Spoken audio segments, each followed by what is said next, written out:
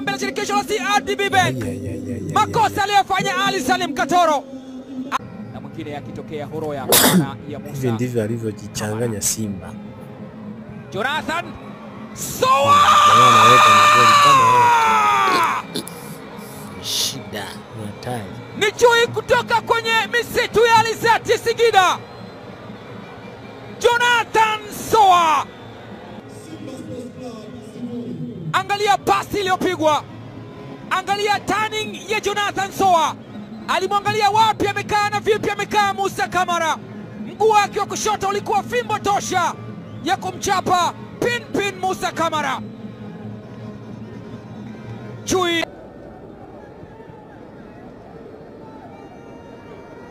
Ali Salim amekosea. Kayeke!